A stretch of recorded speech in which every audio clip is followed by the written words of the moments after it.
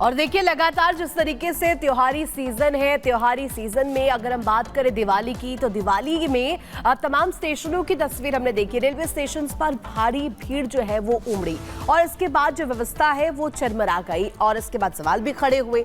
लेकिन अब मौका है छठ का। छठ के मौके पर केंद्र सरकार कोई भी कोताही बरतने के मूड में नजर नहीं आ रही है। यहाँ पर व्यवस्थाएं की गई है अतिरिक्त ट्रेनों की, और इसके साथ साथ खाली अतिरिक्त ट्रेनें ही नहीं, इसके अलावा स्टेशन पर भीड़ को मॉनिटर करने के लिए भी तमाम व्यवस्थाएं की गई है। खुद यहाँ पर देखिए रेल मंत्री शुक्रवार को दिल्ली रेलवे स्टेशन तक पहुंच गए। क्या कुछ पूरा मामला इस रिपोर्ट के जरिए आपको दिखाते हैं।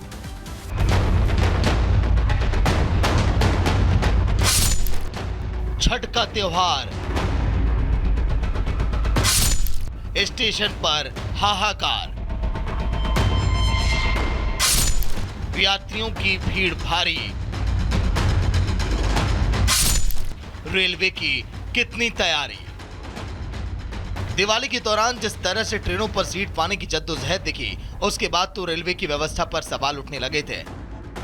स्पेशल ट्रेनों को भी चलाया गया, लेकिन ऐसा लग रहा था मानो भीड़ कम ही नहीं होगी। इसके बाद तो बांद्रा टर्मिनल पर भगदड़ भी मच गई, कई लोग इसमें घायल हो गए। लेकिन अब मौका छठ का है और एक बार फिर स्टेशन पर भीड़ अब बढ़ने लगी है। बिहार के साथ जहां जहां भी ये पावन त्योहार मनाया जाता है, वहां के लोग अब बस घर जाने की तैयारी कर रहे हैं।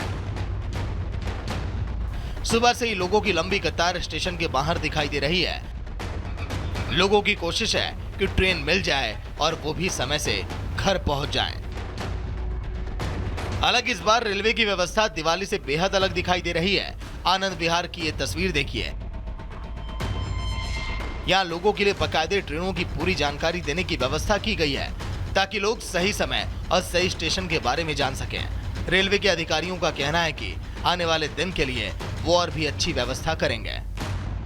एरिया में 52 रेगुलर ट्रेन हैं जो ईस्टर्न यूपी, बिहार, बंगाल, झारखंड, पूर्व के क्षेत्रों की तरफ जाएंगी। इसके अलावा 22 से 23 स्पेशल ट्रेन हैं, मतलब 74 से 75 ट्रेन हैं जो पूर्वी क्षेत्रों की तरफ दिल्ली एरिया से जाएंगी। कल 71 स्पेशल ट्रेन चलाएंगे और इसके अलावा ट्रेन ऑन डिमांड भी चलाएंगे। जैसे आवश्यकता महसूस होती है तो हम ट्रेन ऑन डिमांड भी चलाएंगे।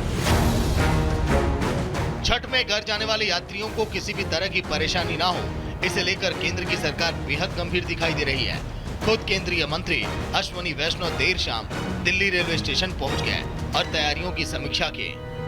दीपावली और छठ के लिए पिछले साल के कंपैरिजन में काफ़ी ज़्यादा ट्रेन्स की व्यवस्था की गई है।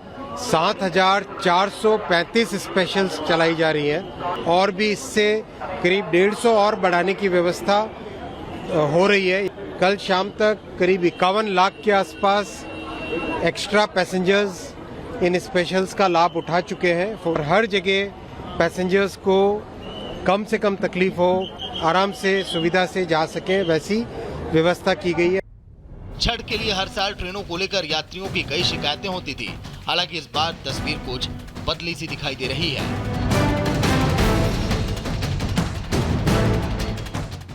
Bureau report, Republic Bharat.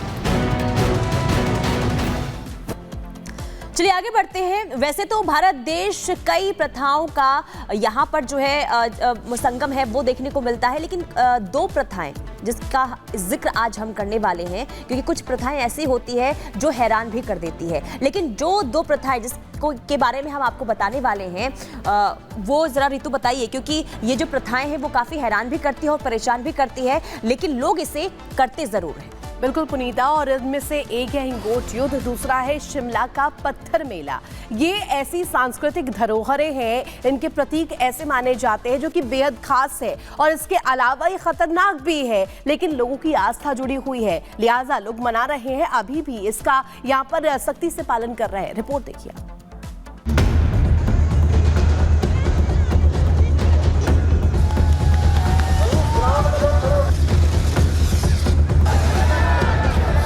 हमारा देश प्रथाओं का देश है। कई ऐसी प्रथाएं हैं जो अपने से बड़ों का सम्मान करने समेत कई अहम बातें सिखाती हैं। लेकिन देश के कुछ इलाकों की प्रथाएं खतरनाक कैटेगरी में आती हैं। ऐसी प्रथाएं जो कई बार आम लोगों के लिए जानलेवा साबित होती हैं। ऐसी दो अजीबोगरीब प्रथाओं का जिक्र आज हम करने जा रहे हैं।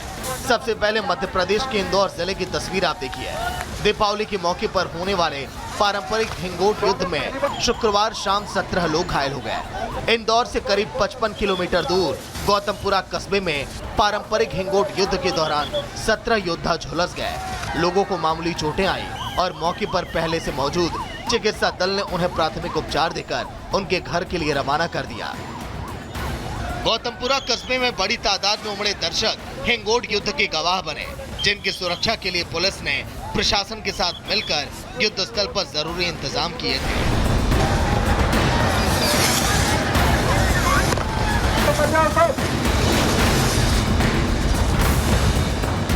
ये हमारा दीपावली के दिन लक्ष्मी पूजा के बाद पड़वा के दिन ये त्यौहार मनाया जाता है। बस वो देवनारायण मंदिर का मंदिर है, बस वहाँ दोनों योद्धा तुर्रा और कलंगी के नाम से योद्धा जाते हैं। बस उसमें और जो भी आते हैं इंदौर, उज्जैन, दिल्ली, जहाँ से भी योद्धा जो भी आते हैं वो खड़े हो जाते हैं। घायल के लिए वो प्रशासन ये वो सब एम्बुलेंस वगैरह सब रखती है। वहीं दूसरी ओर हिमाचल प्रदेश के शिमला में चर्चित पत्थर मेले की भी बात अब कर लेते हैं। इसका आयोजन हर साल दिवाली के एक दिन बाद होता है। इस मेले में बड़ी संख्या में युवा वर्ग हिस्सा लेता है। कई साल से यहाँ पर परंपराएं निभाई जा रही हैं। शुक्रवार को इस मेले का आयोजन किया गया, जहाँ बड़ी संख्या में एक दूसरे पर लोगों ने जमकर पत्थर बरसाए। यह जो पत्थर का मेला है लगभग 300 वर्षों से चला आ रहा है और ये इसका शुरुआत जो सती महारानी जो हुई थी उसके पश्चात ही पत्थर के मेले की गई। इससे पहले मानवबलि का यहाँ विधान था। मानवबलि को रोकने के लिए महारानी ने यह हमें विधान बताया, जिसमें मानव रक्त को निकालने के लिए ये पत्थर का मेला शुरू हुआ।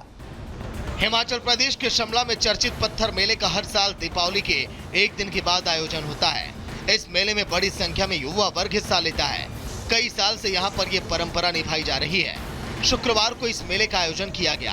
राजधानी शिमला से 26 किलोमीटर दूर धामी क्षेत्र के लोग गांव में पत्थरों का अनोखा मेला शुक्रवार को आयोजित किया गया। दीपावली पर्व के एक दिन बाद मनाए जाने वाले इस पत्थर मेले में दो दल एक दूसरे पर जमकर पत्थर बरसाते हैं। इस दौरान जमकर पत्थरबाजी होती है।